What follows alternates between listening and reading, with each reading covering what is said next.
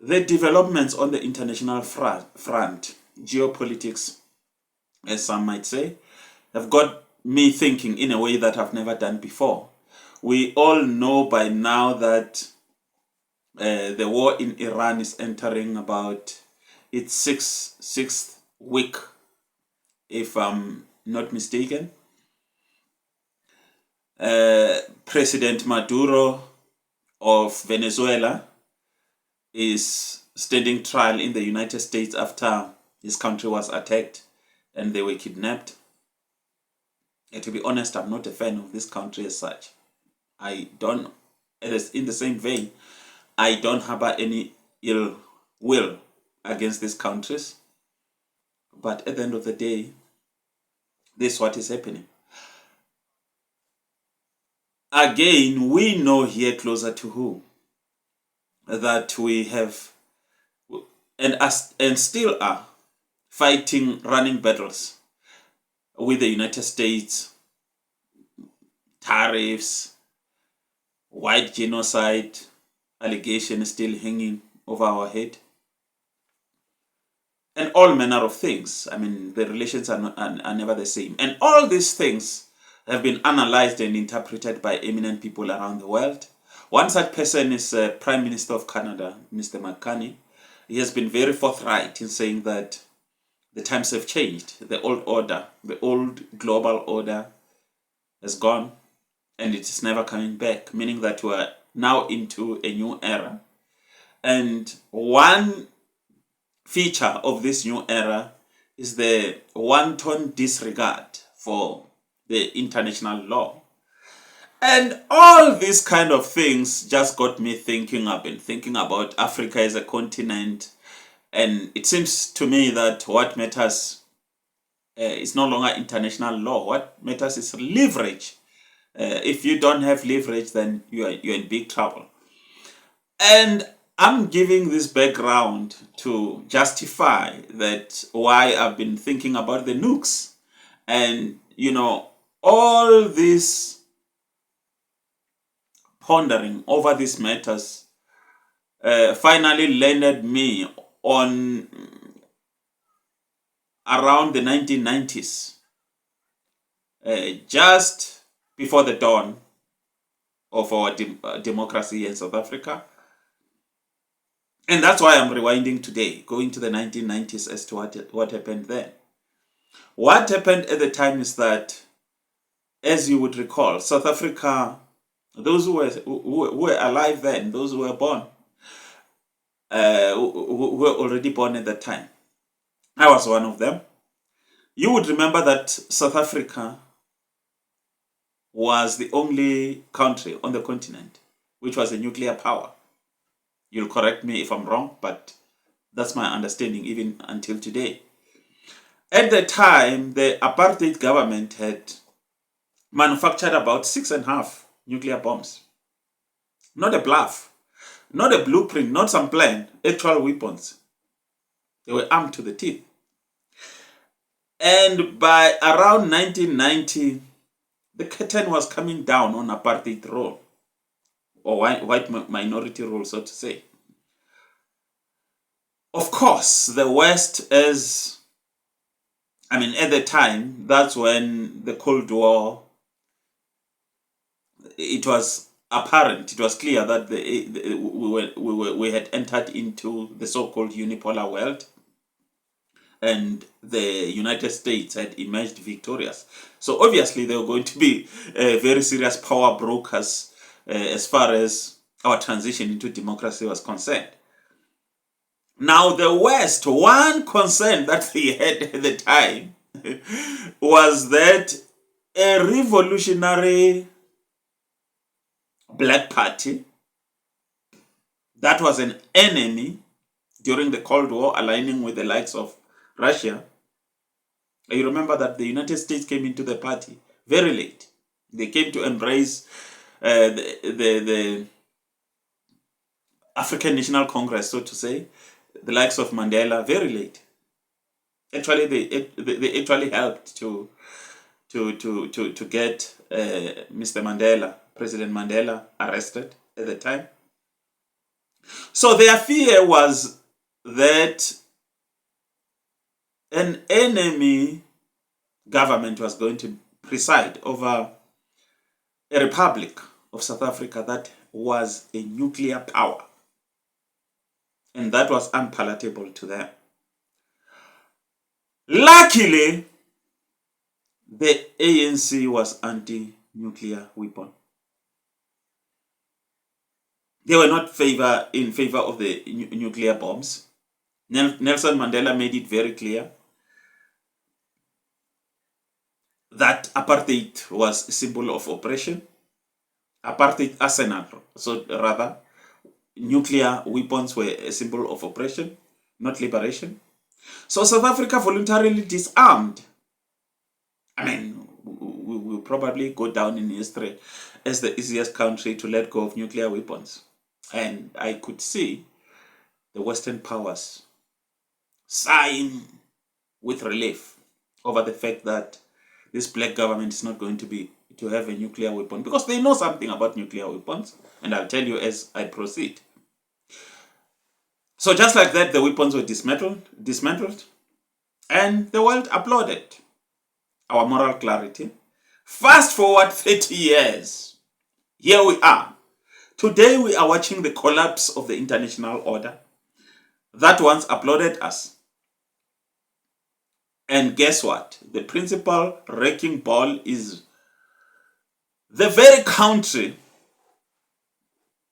that brokered this nuclear giveaway that was undertaken by the ANC.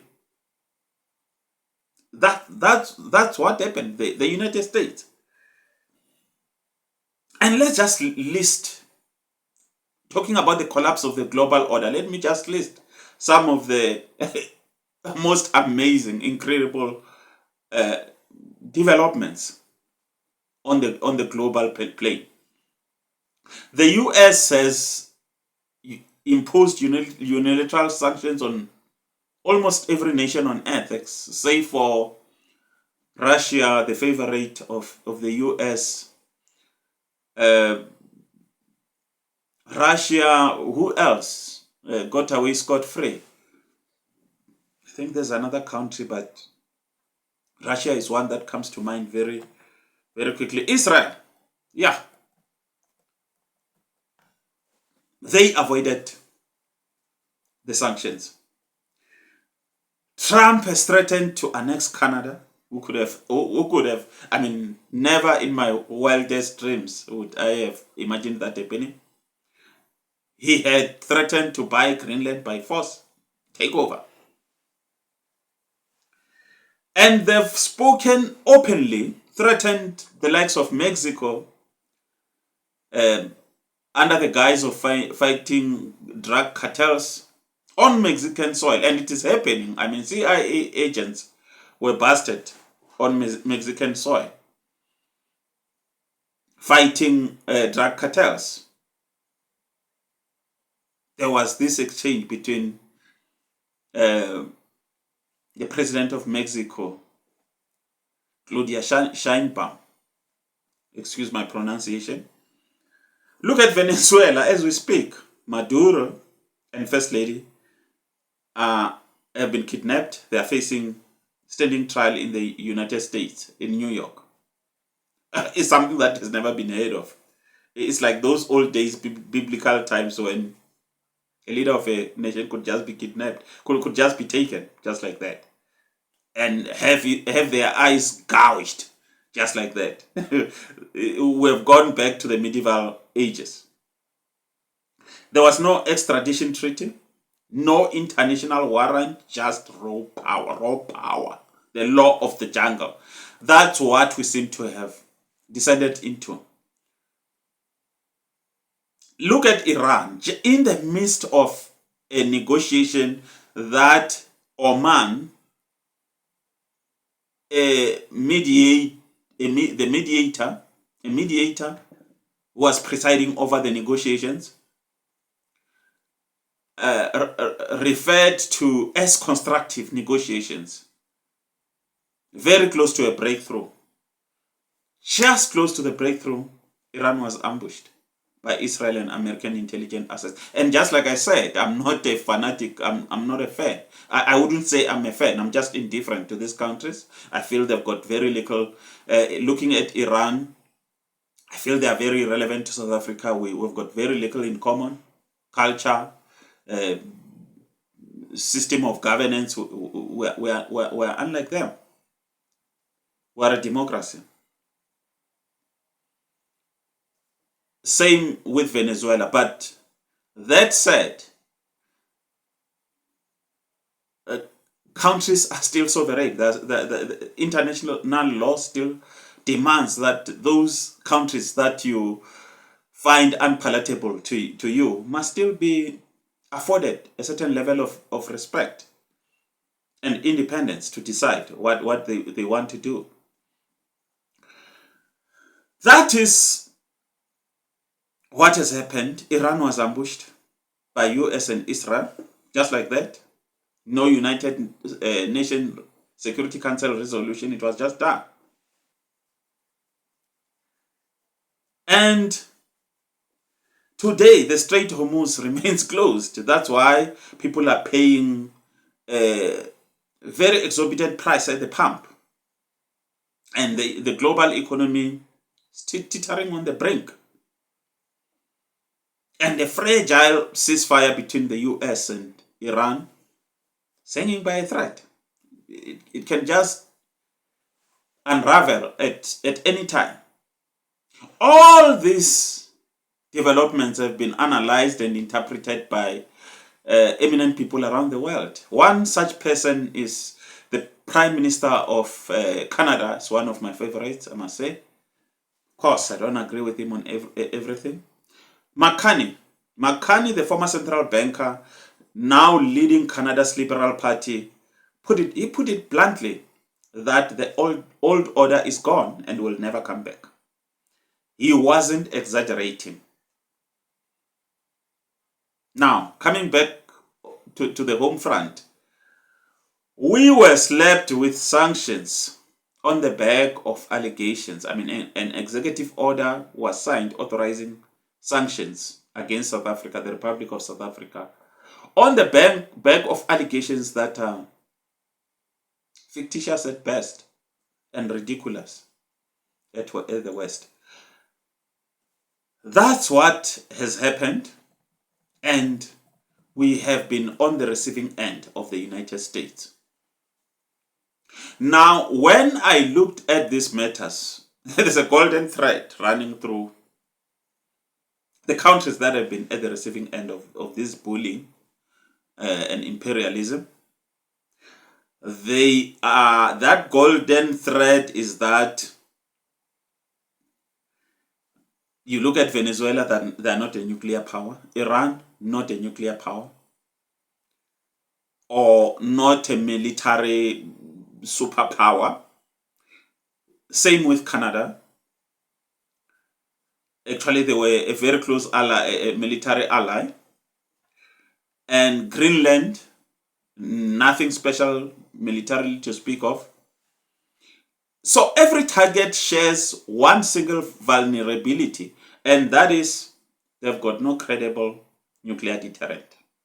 If you look at Africa as a continent, no nuclear weapons since South Africa volunteered to give away nuclear weapons.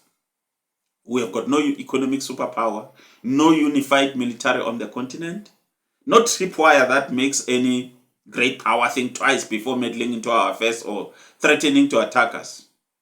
And so Africa is perpetually at the receiving end. The US threatens military action against the likes of Nigeria for alleged violations of Christian rights or persecution of Christians in Nigeria. Claims that are dubious at best, as we know that Boko Haram is just wreaking havoc there. And they're killing anyone irrespective of whether they're Christian or not. But that alone is not the point. A white genocide hoax pushed by fringe groups in Pretoria and amplified in Washington has led to the executive orders that I was talking about. Our sovereignty is being nibbled away, not by invasion, but by ink and Twitter. And unfortunately, this government, I think there is something naive that we did. It is not possible to build a democracy or to pursue peace without element of force, firepower. No matter how pacifist you are, Germany, South Korea, Japan, they are reviewing their military doctrine because they've realized that, hey, we are in the real world. You can wake up and X country has got a new leader who's deranged or mentally demented and just threaten war. So sometimes to protect peace, you need firepower. The ANC, even today, they continue to kind of neglect South African National Defence Force. They, allowing the usual corruption and mismanagement that is happening to a point that the once mighty South African National Defence Force has become a shadow of its former self. I mean, if any country of note with even a very weak country that just has got an organized defense force, it can pose a challenge if a war can break out. But otherwise, all this got me to ask this question: should we have kept the bombs? Should we have kept the nukes, nuclear weapons? Let me be clear. I'm not advocating for nuclear weapons as a moral good. They are abhorrent. They are existential risks to all of us. But the question is not about the morality. It is about power in a world that has abandoned the law. With the benefit of hindsight, did we sell our insurance policy before the day that fire broke out prematurely? Should we have perhaps negotiated to keep them under a specific regime with some assurances? I don't know what to say, but I'm just saying, did we take the right action? Africa is a continent. Perhaps we should have said, look, Asia has got one nuclear power. Americas has got a nuclear power. Allow Africa to have one country, South Africa, with nuclear power to even up the score. No, we gave it away. Maybe we're too naive. Or, second option, should we have, because nowadays you can't deny this, a nuclear weapon is a deterrent. Countries like North Korea, they are not to be messed with because they are armed to the teeth. Pakistan, they are not to be messed with. Maybe as second option, should we have used our nuclear weapon to bargain? Use them as a negotiation lever to demand concrete, binding long-term economic and security concessions from the United States and its allies. Not just promises, not just applause. I think we gave them away too cheaply. And that is with the benefit of hindsight. But we should have opted for treaties, preferential trade access, a nuclear fuel bank guarantee of some sort, and most importantly, a binding security commitment. Something akin to like your NATO article, but for the global south. We walked into that room with 6 bombs and walked out with just a handshake. I think that was naive. Today, with the old order my view is that South Africa does not need nuclear weapons now. But we desperately need the kind of respect that only strategic leverage provides. It's not enough to just depend on goodwill. Without economic power, military power, or nuclear deterrence, we are at the mercy of whoever sits in the White House or commands the Fifth Fleet. That's my take. What do you say? Do you think we should have kept the nukes? Do you think we should have bargained more? What do you think? Let me not lead you. What do you think about this subject? Because given the times that we find ourselves, I found myself thinking about this subject. This is the Voice in the Wilderness. I'm Rendani. Please like, share, and comment, and subscribe. Thank you.